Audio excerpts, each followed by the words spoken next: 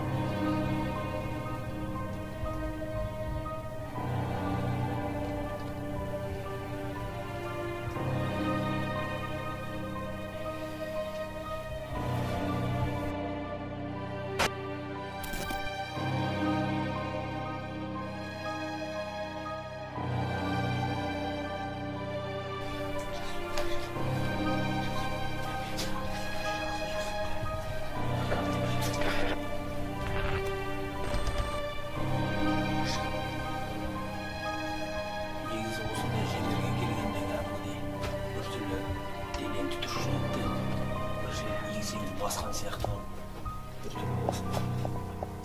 бірақ енді осы шынымен де сюжет мен каналында шығарып жатқан видеолардың барлығы шын бе екен деген ниетпен іздейміз.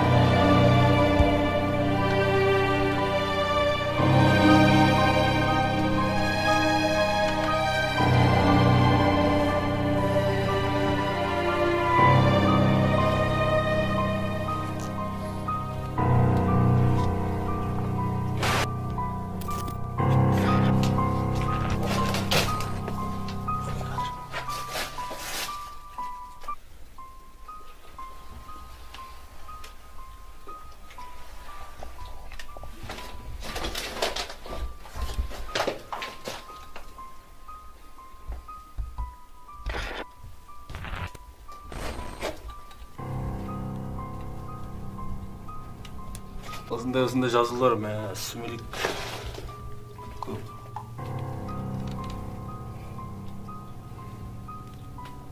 Адамның қолына ұқсайды екен, қараңыздаршы. Бір түрлі сурет салған ба, не зат екен белгісіз еді.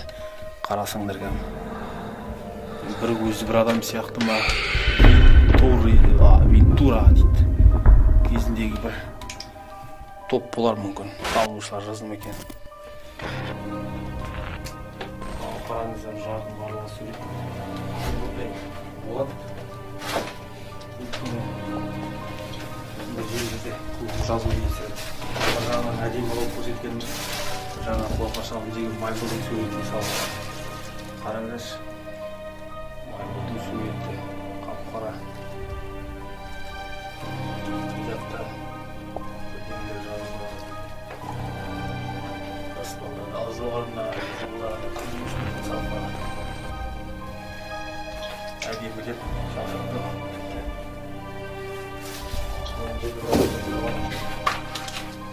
Міне жазулар. Албойлар міне қараңдар. Айтпақшы қараңыздар, мұнда не белгі көріп тұрмыз? Қандай белгі?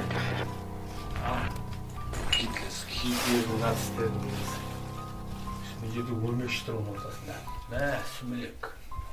Өрмекшілер. Көп екен. Гитлердің белгісі. Нацистер ау шамасы.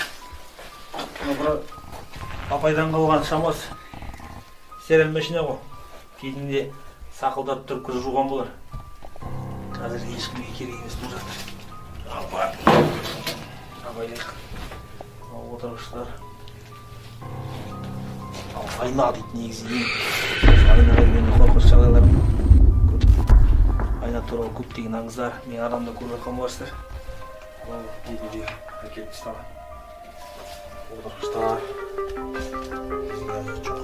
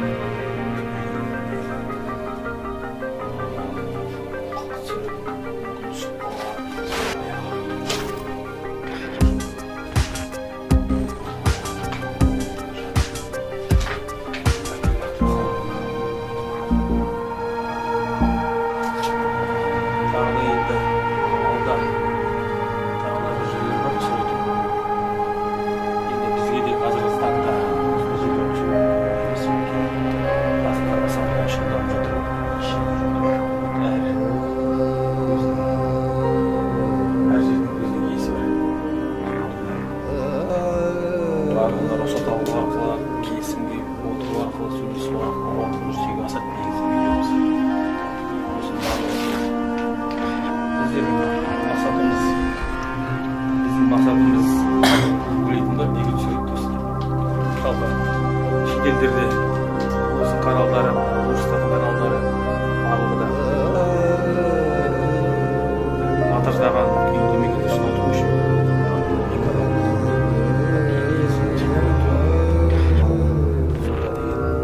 камераға түсіп қалған кезде сол мақсатпен жалпы мен де камераға түсем екен. Мүмкін біздер осымен үшінші түсірілім ғой жасап жатқанбыз. Мүмкін алдағы уақыттарда мүмкін түсіп қалар. Біздің көздегенімізге жетеміз. Сіздерге де сол жақсы бір сәтті ұсынатын боламыз деген мақсатпен дейміз. Мысалы шындық па екен, өтірік па екен? Неге десеңіз, қазіргі таңда көп жас балалар қорқады ғой. Осындай қараңғы жерлерге баруға, иесіз жерлерге баруға, барлығы да. Сондықтан да қазір менің ойымша ешқандай қорқатын ештеңе жоқ. Барлық жерде ешкім ештеңе жоқ, тып-тыныш. Артық аңыз әңгімелер болмаса, сондықтан да қазіргі жігіттер әрқайсысы бар ғой. Қорықпаңыздар, ешкілерге барған кезде қорықпай шығып, не болмаса, мысалы есіктің алдына өтіп бара жатсаңыз, есік алдында иесі тұрған ғимараттарды көрсеңіздер, қасынан өтіп жатады. Қорықпай өте беріңіздер, ештеңе байқамадыңдар. Ал енді осымен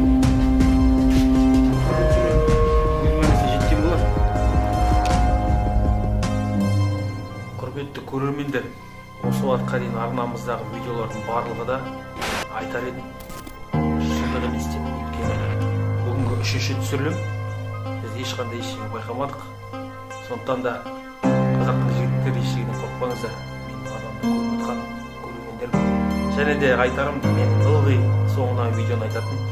Мұқият қарасып өтсеңіздер осы түсірілімді, мүмкін бір нәрсе байқасаңыздар, өздері түсірілім барысында байқамаған болсам, мүмкін сіздер байқасаңыздар уақытын көрсетіп, осындай жерде бірдеңе болды деп ескертіп жіберсеңіздер, біздер мұны міндетті түрде қорытынды видео жасап, сол кезде түсіретін боламыз, айтатын боламыз. Сондықтан да ешқандай қорқатын ештеңе жоқ. Иесіз ғимараттарда түсірілімдер алдыда болады. Осымен үшінші түсірілім ештеңе көрмедім, ештеңе байқамадым. Тылсым дүние арнасына жазылайық. Осы видеомен достарымызбен бөлісейік. Қазақтың жігіттері ешқашаныңызда қорықпаңыздар. Алда сіздерді тағы да түнгі түсірілім күтіп тұр. Арнамыздан бастап лайкты, аямайды, қазақ тілді